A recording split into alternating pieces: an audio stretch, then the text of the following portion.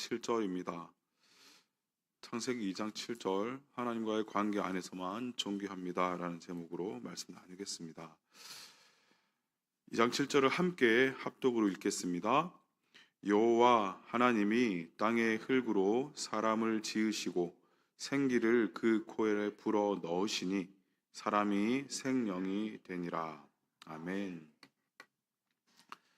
창세기 1장에서 하나님께서는 천지 만물을 창조하셨고 여섯째 날에 아담을 창조하셔서 하나님께서 만드신 에덴에 두셨습니다.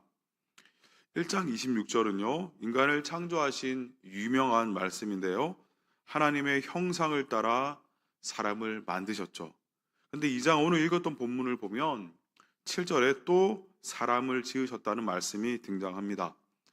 이 두 가지는 모순이 아니라 두 기사가 마치 카메라 렌즈를 바꿔 끼우듯 서로 다른 관점에서 사람을 만드신 모습을, 하나님과의 관계를 조명하고 있는 것입니다. 보완의 관계인 것이죠. 1장에서는 우주 전체의 질서 속에서 인간이 차지하는 지위를 나타냅니다. 인간 창조는 천지 만물 우주 모든 것을 창조하신 그 가운데 절정이며, 또한 하나님의 형상을 입은 존귀한 존재로서 만물을 다스리는 하나님의 대리자로 묘사되고 있습니다. 고대 세계에서 왕은 도성으로부터 거리가 먼 변경 지방에 자신의 형상, 즉 동상을 세워놓고는 하였습니다. 이 왕권이 직접 미치기 어려운 지역이지만 그 지역 또한 그 왕이 다스리는 영토라는 것을 알려주고, 이 왕의 소유라는 것을 알려주기 위하여서 그 동상을 세웠던 것이죠.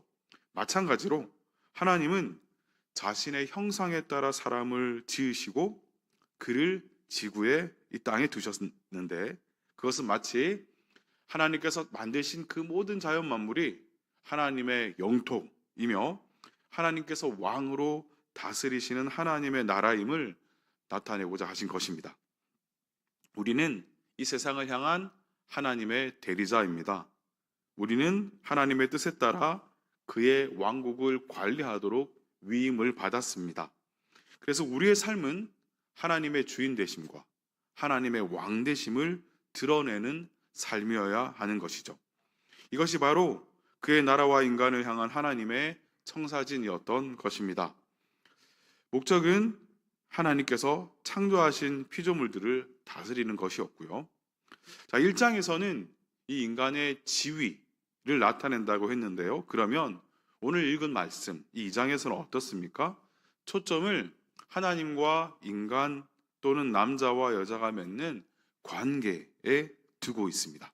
특히 우리 인간을 어떤 재료로 지으셨는지를 선명하게 드러내시면서 이 관계를 명확하게 하십니다. 이 남자를 의미하는 히브리어 단어 하아담은 이 땅이나 흙을 의미하는 하아다마에서 왔습니다. 흙에서, 땅에서 지음을 받았다는 것인데, 이 아담아는 농사가 가능한 비옥한 땅, 생명력 있는 흙을 말씀하고 있습니다. 그런데 하나님께서 사람을 창조하실 때는 이 하아다마라는 이 흙이 아니라 다른 재료로 지으셨습니다. 2장 7절에서 하나님이 땅의 흙으로 사람을 지으시고 라고 할 때는 아파르라는 단어를 사용했는데요, 이 비옥하고 덩어리가 지는 흙이 아니라 바람에 날리는 건조한 먼지, 티끌, 재, 이런 것들을 의미합니다. 생산성이 전혀 없고 가장 보잘것없는 재료, 가장 보잘것없는 존재인 것이죠. 아니, 창세기 2장 19절을 보면 짐승들을 만드실 때 짐승들도 흙에서 지어졌다고 나오는데요, 이때도 아다마라는 이 비옥한 흙, 농사가 가능한 흙, 이것을 흙에서 취했다고 되어 있어요. 짐승을 지으실 때도 아다마를 사용하셨는데 인간은 너무나 무가치한 티끌인 아파르라는 재료로 인간을 만드신 것이죠. 사람의 존재가 무엇으로부터 지어졌는지를 알려주고 있는 것입니다. 1장 26절 이하에서는 하나님과의 관계 안에서 왕 같은 대리자로 세움받은 존귀한 신분과 존귀한 지위를 보여주었지만, 하나님을 떠난 인간은 바람에 날려 사라질 수 있는 아무 쓸모없는 티끌과 같은 아파르인 것을 본문은 말씀해주고 있는 것입니다.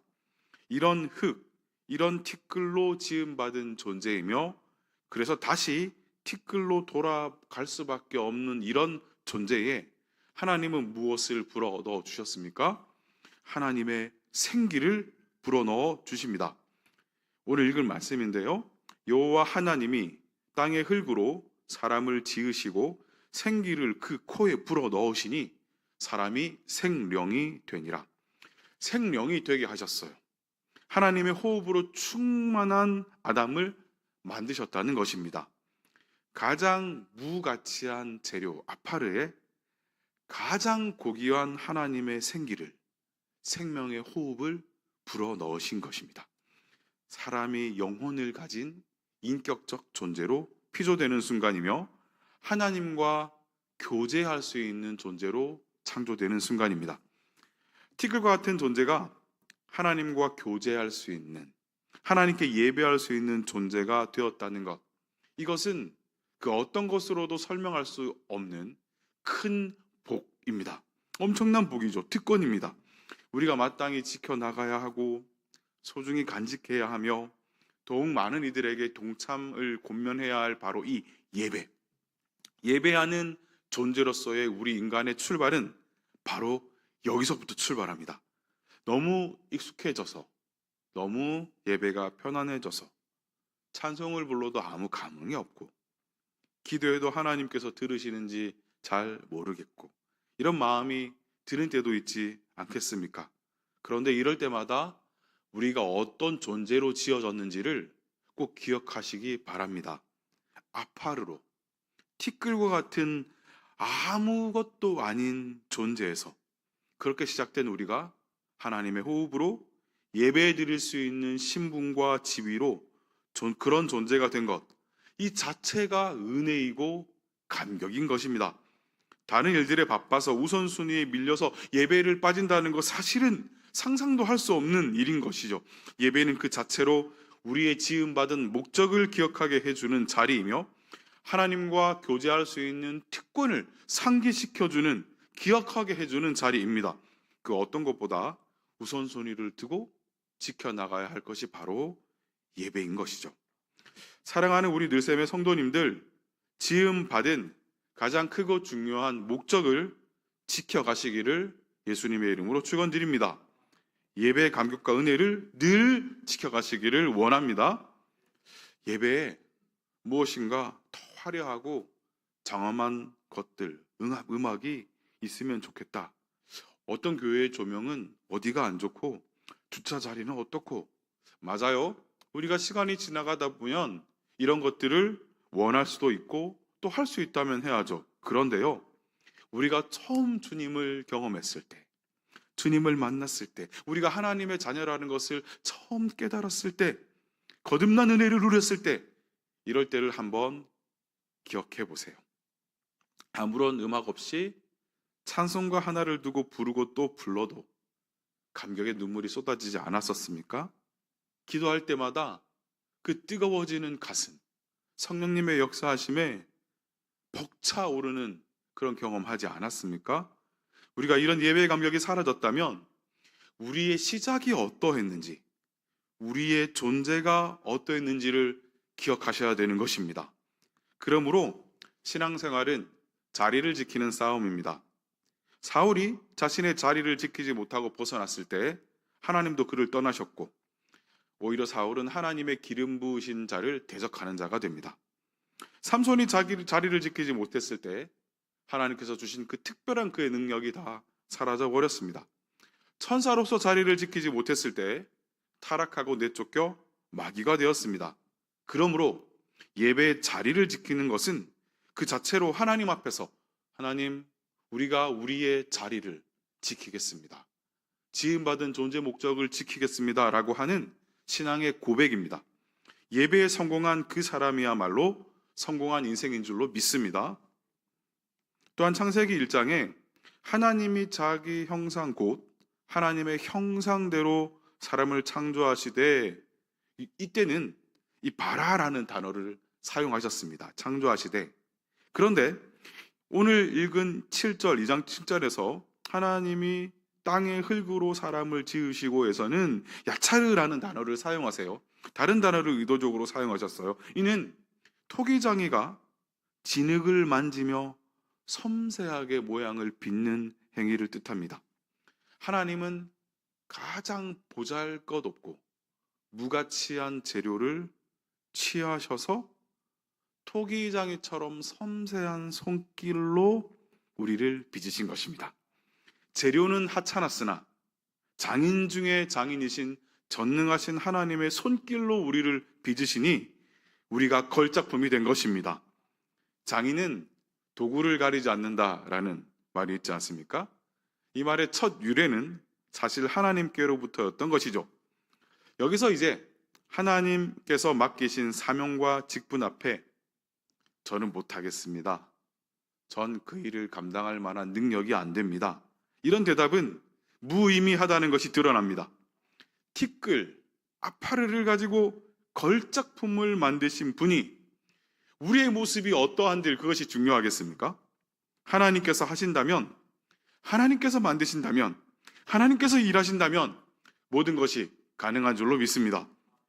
그러므로 우리가 해야 할 기도는 하나님 못합니다. 하나님 전 능력이 없습니다가 아니라 하나님만 의지합니다. 하나님이시면 가능합니다. 인 줄로 믿습니다. 창세기 3장 19절을 보면 하나님께서는 범죄한 아담에게 죄로 인한 저주를 말씀하시면서 너는 흙이니 흙으로 돌아갈 것이니라 이렇게 말씀하시잖아요. 여기에서도 이 흙을 아다마라는 흙을 사용하지 않으시고 아파르라고 명시하고 있습니다. 정확하게 너는 아파르, 너는 티끌이니 티끌로 돌아갈 것이니라. 너는 무가치한 그런 재와 같은 아파르이니 그 아파르로 돌아갈 것이니라 이렇게 선언하십니다. 죄로 인해 하나님과 관계가 단절되어 버린 인간은 결국에는 아무 무가치한 가치가 없는 아파르 같은 존재로 돌아갈 수밖에 없는 그러한 존재임을 확인시켜 주시는 것이죠. 그래서 우리는 이 장례식장에 방문할 때마다 결국 우리 육체가 이런 티끌로 돌아가는 것을 매번 실감합니다. 그래서 잔치집에 방문하는 것보다 초상집에, 장례식장에 가서 위로 예배에 동참하는 것이 개인에게도 공동체에게도 너무나도 유익합니다. 더 많은 성도님들이 위로 예배나 입관 예배에 함께 동참하시면 좋겠습니다. 이제 우리 인간의 존재가 어떨 때 유의미해지는지, 어느 자리에 있어야 지음받은 목적대로 살아갈 수 있는지를 분명히 확인했습니다. 그래서 예수님께서는 공생의 기간 온전히 아버지 하나님과 하나이셨고 아버지 안에 계셨고 아버지의 뜻이 아니고서는 아무것도 행하지 않으셨습니다. 오직 하나님의 뜻대로만 당신의 모든 사역을 행하셨죠. 내가 아무것도 스스로 할 수 없노라. 듣는 대로 심판하노니 나는 나의 뜻대로 하려 하지 않고 나를 보내신 이의 뜻대로 하려 함으로 내 심판은 의로우니라 라고 말씀하셨고요. 또 내가 하늘에서 내려온 것은 내 뜻을 행하려 함이 아니요 나를 보내신 이의 뜻을 행하려 함이니라 라고 또 요한복음 6장에서 말씀하셨어요.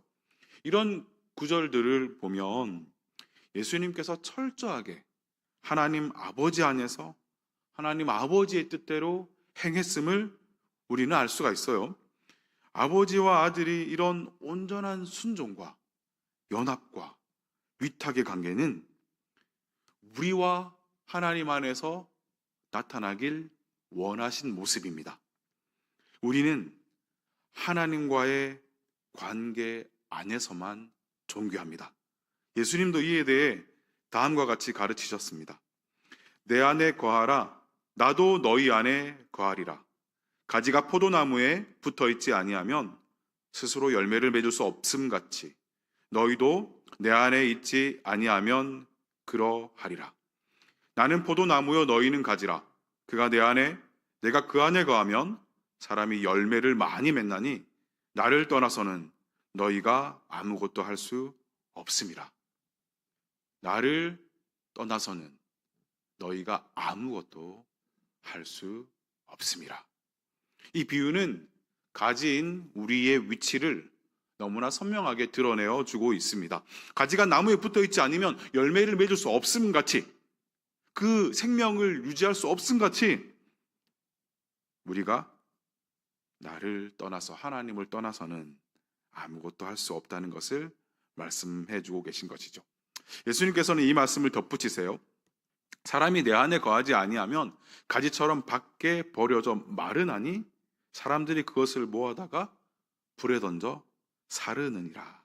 메시지역은 이렇게 번역했는데요. 누구든 나와 분리되는 사람은 죽은 나무 토막과 같으니 거두어 모닥불에 던져버린다. 네, 티끌과 같은 인간이 하나님을 떠나면 죽은 나무 토막 같은 모습일 뿐이며, 그래서 사람들은 그런 우리를 마치 땔감처럼 갖다 버리게 되는, 우리의 모든 지위와 우리의 모든 영향력은 잃어버린 그런 존재가 된다는 것입니다. 예수님은 이 의미를 신약에서 나무와 가지에 빗대어서 다시 설명해 주신 것이죠. 예수님 안에 거하지 않는다는 것, 나무에서 떨어진 가지가 된다는 것, 그것은 생명력을 잃은 쓸모없는 나뭇가지일 뿐이며 불에 던져지는 처지밖에 되지 않는다는 것입니다. 귀소 본능이라고 들어보셨을 텐데요. 동물들이 자신의 서식지나 둥지에서 멀리 떨어져 있어도 다시 원래의 자리로 돌아오는 그런 선천적인 능력을 말합니다. 연어는 강에서 태어나 바다로 나가 살다가 알을 낳을 때가 되면 수천 킬로미터를 헤엄쳐 고향의 강으로 정확하게 돌아오죠. 이 바다 거북도 자신이 태어난 해변을 기억하고 수십 년이 지나 알을 낳을 때 그 해변으로 다시 돌아옵니다.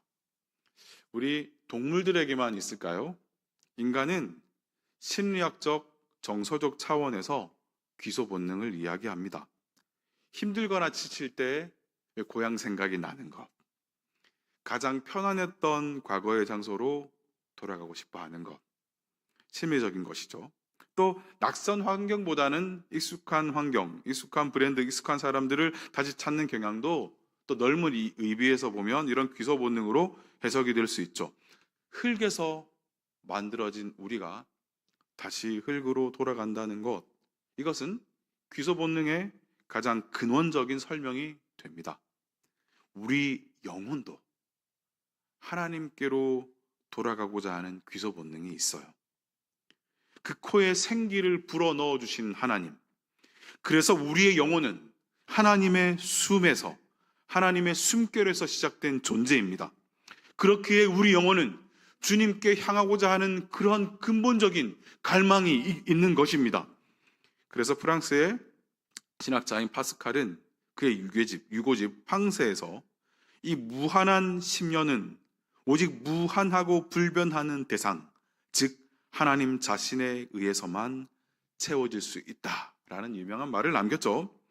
또한 성 어거스틴은 고백록에서 주님, 당신은 우리를 당신을 향해서 살도록 창조하셨으므로 우리 마음은 당신 안에서 쉴 때까지는 편안하지 않습니다 라고 고백했습니다.